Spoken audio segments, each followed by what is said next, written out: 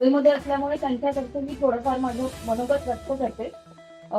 अंबानीबद्दल मी आता काही दिवसांमध्ये समजून घेतलं, फिरले. त्यामध्ये मला खूप समजलं की इथली पब्लिक जी आहे ती खूप समजूतदार आहे. ती पुढच्या 2 दिवसामध्ये सगळं काही घेईल, पण आपलं मत विचार करून देईल. दुसरं, डॉक्टरांबद्दल तुम्हाला सगळं माहिती आहे. ते जळगावमध्ये असतात, पण ते प्रॉपर अंबानीमध्ये जन्म घेतलाय, लहानाचे मोठे इथेच झाले. आणि दुसरं, जर तुम्हाला 24 तास न काम करणारा व्यक्ती पाहिजे असेल तर तुम्ही वोट दुसऱ्यांना द्या. पण डॉक्टर बाविस्कर हे असे आहेत, प्रामाणिक आहे, उच्च शिक्षित आहे आणि मेन म्हणजे त्यांची पाठी कोरी आहे.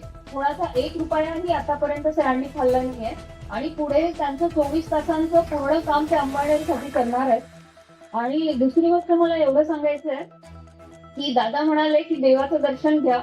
देवाचं दर्शन घेऊन 2 तारखेला तुम्ही स्वतः आरशासमोर उभं राहा 5 मिनिटं आणि मी कोणाला मतदान करणार आहे, कशासाठी करणार आहे हे बघा.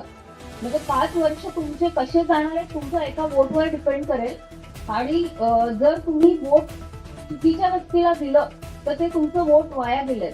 बाबासाहेब आंबेडकरांनी आपल्याला हा अधिकार यासाठी दिला की आपण आपलं सुज्ञ बुद्धी वापरून आपण एका सुशिक्षित आणि प्रामाणिक व्यक्तीला वोट करावा. दुसरं, डॉक्टर परीक्षित बाविस्कर हे माझे खूप म्हणजे त्यांच्याबद्दल माझ्या इतकं अजून कोणी ओळखू शकत नाही. मी जवळपास लग्नानंतर 3 वर्षाची मुलगी असताना मला एमडी मेडिसिनचं एज्युकेशन अगदी स्वतःवरती 3 वर्ष लहान बाळ सांभाळून, आई वडील सांभाळून, करोनाचा काळ सांभाळून त्यांनी माझं एज्युकेशन पूर्ण केलं. आता त्याची परतफेड मी त्यांना अंबानीच्या स्वाधीन करून करेल. दुसरं, त्यांनी मला खूप खूप म्हणजे जेवढा एक पती एका पत्नीला शिकवून मोठा करतो त्या बाबतीत अगदी 100% त्यांनी माझा साथ दिली आहे. तशीच ते अंबाड्यांची देतील. दुसरं, करोना काळामध्ये तो पिरियड सगळ्यांनाच माहिती आहे. डॉक्टर म्हणजे अगदी देवासारखे होते. पण आपले परिचित डॉक्टरांनी कधीच कोणाचं पैशासाठी ऍडमिशन केलं नाही. जळगाव शहरामध्ये मी 100% गॅरंटी घेऊन सांगते की जेवढी चॅरिटी सरांनी केली तेवढी कोणीच केली नाही. जळगावमध्ये काय महाराष्ट्रातही नसेल.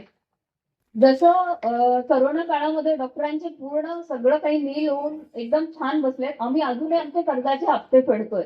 यावरून तुम्हाला समजेल की एवढ्या गोल्डन ऑपॉर्च्युनिटी मध्ये पण सरांनी चॅरिटीज केली आणि ती सध्या मला कामाला येते तुमच्या आशीर्वादाच्या स्वरूपात.